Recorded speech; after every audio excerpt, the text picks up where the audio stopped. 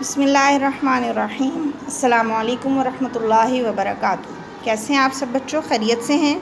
جی بچوں، آج کا سبق شروع کرنے سے پہلے درود شریف پڑھیے اور علم میں اضافے کی دعا پڑھیے۔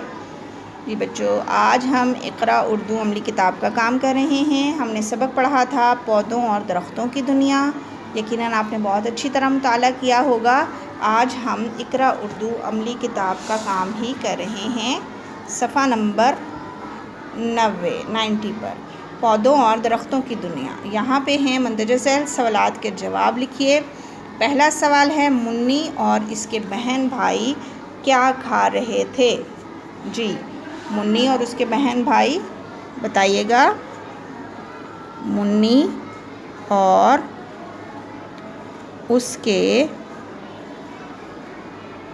بہن بھائی آم کھا رہے تھے۔ جی، خاتمہ کا نشان لگائیں گے۔ اگلا سوال ہے، پودوں اور درختوں کو بڑھنے کے لیے کن کن چیزوں کی ضرورت ہوتی ہے؟ جی، آپ نے سبق میں پڑھا تھا، صحیح، پودوں اور درختوں کو بڑھنے کے لیے روشنی، پانی، ہوا اور کھاد کی ضرورت ہوتی ہے۔ جی بچوں، اس کے بعد ہے جی، چند پھلوں اور سبزیوں کے نام بتائیے۔ جی بچوں، یہ سوال آپ انشاءاللہ خود لکھیں گے۔ آپ یہاں لائن لگائیں گے، یہاں پہ آپ نے لکھنا ہے پھلوں کے نام، جی، اور اس کے نیچے ہم یہاں پہ ایک لائن ڈرا کر لیں گے، اسی طرح ڈبل لائن لگائیں گے، ٹھیک ہے، اور یہاں پہ ہم ہیڈنگ دے دیں گے سبزیوں کے نام۔ جی، یہاں پہ آپ نے 3 پھلوں کے نام لکھ لینے ہیں اور یہاں پہ آپ نے 3 سبزیوں کے نام لکھ لینے ہیں، ٹھیک ہے۔ یہ انشاءاللہ آپ خود اپنی مرضی سے اپنی پسندیدہ پھلوں اور سبزیوں کے نام لکھیں گے۔ جی، اب آ جائیے صفحہ نمبر 91۔ جی، اردو زبان میں کچھ ایسے الفاظ ہیں جو سننے میں تو ایک جیسے لگتے ہیں مگر لکھتے وقت ان کا املا مختلف ہو جاتا ہے، جس کی وجہ سے معنی بھی تبدیل ہو جاتے ہیں۔ آپ ان کو یاد کر لیجئے اور ان کی املا اور معنی کے فرق کو سمجھ لیجئے۔ جی بچوں، سب سے پہلے ہے آم، آپ کا پسندیدہ پھل ہے۔ آم ایک پھل ہے جس کو الف مد آ کے ساتھ لکھا جاتا ہے۔ دوسرا اس کے ساتھ ملتا جلتا لفظ ہے آم، اس کو عین کے ساتھ ہم لکھ رہے ہیں، بولنے میں یہ بھی عام ہی ہے، ٹھیک ہے، یہ معمولی ہے۔ اس کے بعد اگلا لفظ ہے سفر، جی، روانگی، ایک جگہ سے دوسری جگہ آنا جانا سفر کہلاتا ہے، اور یہاں سواد کے ساتھ بھی سفر ہی ہے، ایک اسلامی مہینہ، جیسے آج سے سفر کا مہینہ شروع ہوا ہے نا۔ جی، اس کے بعد اگلا لفظ ہے کثرت، سے کے ساتھ، زیادتی، افراط اور بہتات، لیکن کثرت جب سین کے ساتھ ہوگا تو یہ جسمانی ورزش ہے، ٹھیک ہے۔ اس کے بعد اگلا لفظ ہے صدا، صاد کے ساتھ ہے، یہ آواز یا پکار کو کہا جاتا ہے، لیکن صدا سین کے ساتھ ہمیشہ یا مسلسل کو کہا جاتا ہے۔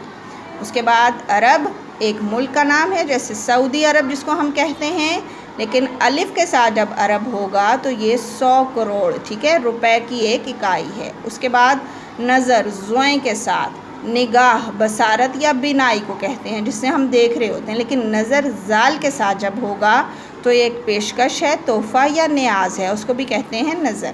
اس کے بعد شیر ایک جانور ہے، ٹھیک ہے، جنگل کا بادشاہ شیر۔ اس کے بعد شیر عین کے ساتھ جب آ جائے گا تو یہ ارادہ سے کہا ہوا قافیہ دار موضوع کلام ہے، ٹھیک ہے، جو شعر کہے جاتے ہیں نا، جو شاعر حضرات کہتے ہیں اور ہم اکثر پڑھتے سنتے بھی ہیں۔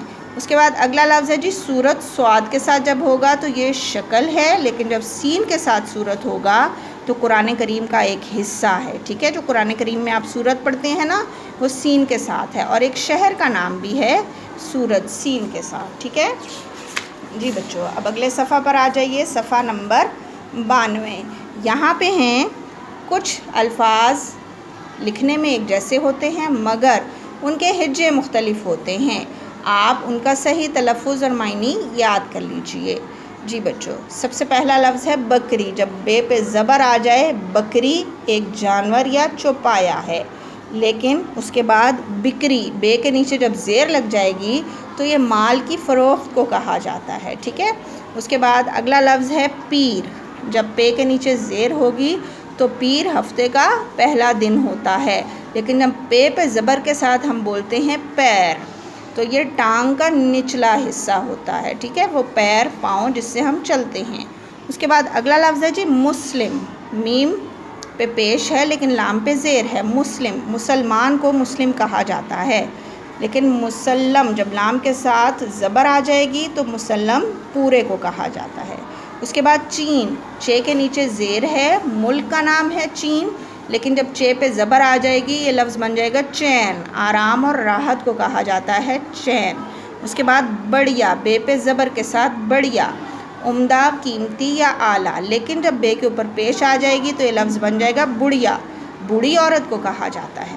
اس کے بعد ہے جی محرم، اسلامی سال کا پہلا مہینہ ہے محرم، لیکن جب میم پہ زبر آ جائے گی محرم تو ایسے رشتہ دار جن سے نکاح جائز نہ ہو، ٹھیک ہے۔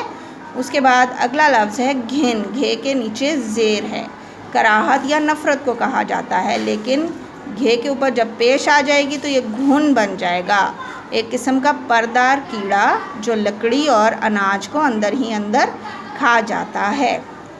جی بچوں، آج کا ہوم ورک نوٹ کر لیجئے۔